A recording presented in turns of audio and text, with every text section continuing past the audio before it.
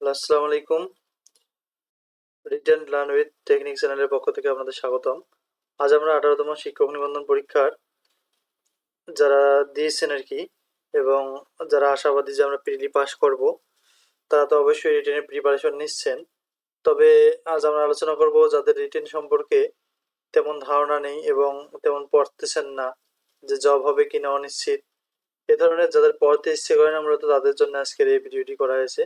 আশা করি ভিডিওটি দেখলে আপনাদের অবশ্যই পড়ার আগ্রহ জাগবে এবং আপনারা জানতে পারবেন কোন সাবজেক্টে কীরকম পদ খালি থাকে এবং কতগুলো লোকের চাকরি হচ্ছে, কতগুলো পোস্ট ফাঁকা থাকতেছে, এগুলো জানতে পারবেন। সো চলুন আমরা কথা না বলে শুরু করি। Let's get started. This is my identity. এখানে আমরা কিছু প্রশ্ন উল্লেখ করেছি। 18তম রিটেনে কেন আপনাকে পাস করতে হবে? রিটেন প্রিপারেশন নিতে অনিচ্ছুক কেন? পড়তে ইচ্ছে করে না কেন? পোস্ট কম ফাঁকা, আমি কি চাকরি পাবো? কোন কোন বই থেকে নিজেকে প্রস্তুত করব? এ ধরনের এই সকল প্রশ্ন আমরা কমেন্টে পাই। সে কারণে আজ আমি এই প্রশ্নের আঙ্গিকে একটা ভিডিও তৈরি করেছি। আশা করি আপনাদের অনেক উপকারে লাগবে। এখানে দেখেন, তো আমরা প্রথম কথা হলো রিটেনে পাস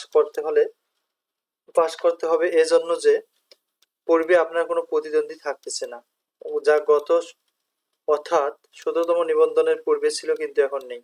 অর্থাৎ এই কথাটার মূল মানে হচ্ছে, হয়তো আপনাদের তেমন ধারণা নাও থাকতে পারে যারা নতুন রিটেন দিবেন, তবু বলা হচ্ছে যে এখানে কিন্তু চাকরিতে নিয়োগ দেওয়ার জন্য প্রত্যেক গণবিজ্ঞপ্তি দেওয়া হয়, যা এখন পর্যন্ত 4টে গণবিজ্ঞপ্তি হয়েছে এবং পঞ্চম গণবিজ্ঞপ্তি কিন্তু রানিং চলতেছে।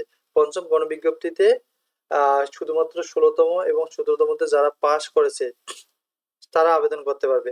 আর চতুর্থ গণবিজ্ঞপ্তি এবং আগের যে গণবিজ্ঞপ্তিগুলো হয়েছিল, সেগুলোতে কিন্তু সবাই আবেদন করতে পারতো। অর্থাৎ যাদের চাকরি এতদিনে হয়নি তারাও আবেদন করতে পারতো, যারা নতুন রিটেন গেছে তারাও আবেদন করতে পারতো। কিন্তু বর্তমানে অর্থাৎ এই 17তম থেকে বা পঞ্চম গণবিজ্ঞপ্তি থেকে 1 থেকে 15তমদের একবারে কিন্তু বাদ দেওয়া হয়েছে তালিকা থেকে, কারণ তারা আর চাকরি পাওয়ার কোনো যোগ্য রাখে না, তাদেরকে বাদ দেওয়া হয়েছে। তার মানে আমরা নিশ্চিত যে 15তম 16তম এবং 17তমতে আমরা যে লক্ষ্য করি হাইয়েস্ট 30 থেকে 35,000 লোক হবে। তার মধ্যে তো পোস্ট ফাঁকা আছে, আপনারা জানেন কতগুলো, প্রায় 1 লক্ষ পোস্ট ফাঁকা। তাহলে কেন প্রিপারেশন নেবেন না? কারণ রিটেন পাস মানে আপনার জবটা নিশ্চিত। এরপরে রিটেন প্রিপারেশন নিতে পারছেন না, কোন বই পড়বো, সময় অনেক আছে, এখনো প্রিলি রেজাল্ট দিল না, এই সকল কথা বাদ দিয়ে পড়তে বসুন। কারণ রিটেন পাস করলে আপনি অবশ্যই সফল হবেন। কারণ ভাইবা পরীক্ষায় আপনার কাগজ ঠিক থাকলে আপনি পাস করবেন। দ্বিতীয় টিপস হচ্ছে, যাদের পড়তে ইচ্ছে করে না, যদি আপনার মনে হয় যে চাকরিটি আমার খুবই প্রয়োজন, তাহলে আপনি এই কথাগুলো শুনুন। আর যদি আপনার চাকরিটি প্রয়োজন না থাকে তাহলে আপনি স্কিপ করতে পারেন। আপনারা যদি পঞ্চম গণবিজ্ঞপ্তির দিকে তাকান, তাহলে দেখতে পাবেন এখানে শূন্যপদ প্রায় 1 লক্ষ এর মতো আছে, কিন্তু স্টুডেন্ট আছে মাত্র 25 থেকে 30,000। তাহলে প্রায় 70,000 পোস্ট ফাঁকা, আবার ফাঁকা থাকতেছে। তার মানে এগুলো 18তম নিবন্ধন যারা পাস করবে তাদের জন্য বরাদ্দ হচ্ছে এবং সবারই জব হবে যারা পাস করতে পারবে আর কি। আপনি যে সাবজেক্টের হন না কেন, যদি আপনি রিটেন পাস করেন তাহলে অবশ্যই আপনার জবটি হবে। তাহলে কেন আপনি পড়াশোনা করবেন? অবশ্যই আপনি তথ্যটি পেয়েছেন এবং আপনাদের এগুলো জানার পরে অবশ্যই পড়ার ইচ্ছে থাকবে যে আমি শুধুমাত্র কষ্ট করে যদি রিটেন পাস করতে পারি তাহলে অবশ্যই আমার জবটা নিশ্চিত হবে। এরপরে কথা হচ্ছে পোস্ট কম ফাঁকা।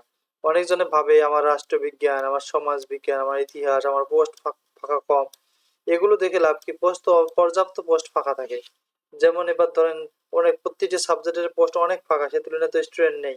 সামান্য একটা কমন সাবজেক্ট আমরা যদি লক্ষ্য করি, যে সাবজেক্টটাকে অনেকজন মানে গুরুত্বই দেয় না, রাষ্ট্রবিজ্ঞান ধরেন, রাষ্ট্রবিজ্ঞানের পদ আছে 309টা বা 360টার মতো, আর স্টুডেন্ট আছে মাত্র 130 জন। তাহলে কতগুলো পদ আবার ফাঁকা থাকতেছে, আবার সামনে রিটায়ার্ড হবে, আবার ফাঁকা থাকবে, এইরকম করে অনেক পোস্ট ফাঁকা থাকবে। আর সাধারণত এখন যে এনটিআরসি এর লক্ষ্য তা হচ্ছে, এরা কিন্তু আসলে শূন্য পদের ভিত্তিতেই টেকাচ্ছে, যা বোঝা যাচ্ছে। তার মানে আপনি যদি রিটেন পাস করতে পারেন তাহলে আপনি নিশ্চিত থাকতে পারেন যে আপনার জবটি হবে। এবং কেন আপনাকে রিটেনে পাস করাবে তারা?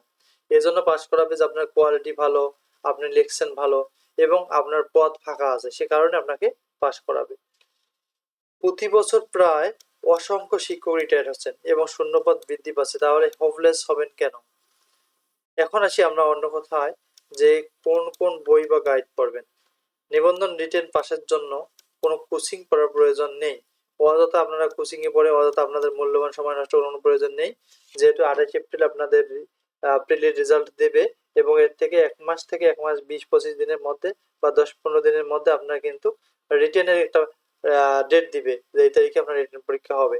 তাহলে আপনারা জানতে পারছেন 1.5 মাসের বেশি থাকবে না, এর মধ্যে আপনাদের গাইড ম্যানেজ করতে হবে এবং প্রশ্নগুলো অর্থাৎ আপনার যে সিলেবাস দিচ্ছে সিলেবাস কালেক্ট করে সেখান থেকে সিলেবাস রিলেটেড প্রশ্নগুলো কালেক্ট করে ওখানে পড়তে হবে।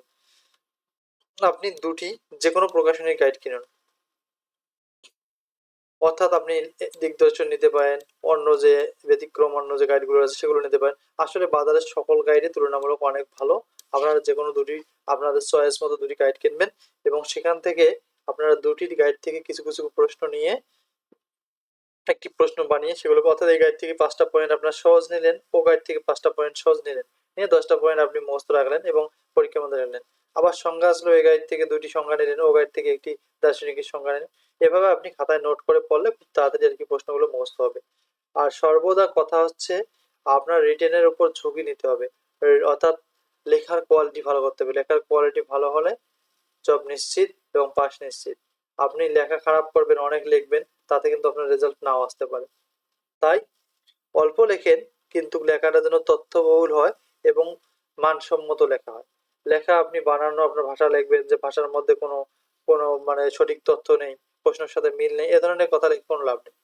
প্রশ্নের সাথে যেন মিল থাকে সে ধরনের কিছু লিখতে হবে এবং পয়েন্টগুলো চেষ্টা করবেন অবশ্যই বইয়ের ভাষায় লিখতে। আপনারা মন গড়া আপনাদের নিজের বানানো পয়েন্ট লেখার কোনো প্রয়োজন নেই।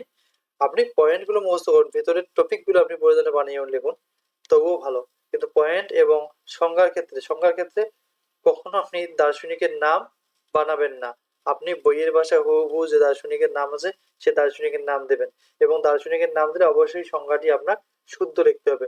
আপনি ভুল সংজ্ঞা লিখতে পারবেন না, কারণ সংজ্ঞার দিকে এবং পয়েন্টের দিকে অবশ্যই পরীক্ষক লক্ষ্য রাখে। আপনার যদি দুটি ভালো হয় তাহলে অবশ্যই আপনার পরীক্ষা ভালো হবে এবং রেজাল্ট আসবে। সো এই ধরনের পরামর্শগুলো অবশ্যই আপনারা মনে রাখবেন। আর যদি ভালো লাগে পরামর্শগুলো অবশ্যই সাবস্ক্রাইব করবেন। Thank you for watching. সামনে আবার আমরা আরো কিছু রিটেন টিপস এবং ট্রিক্স নিয়ে আসবো।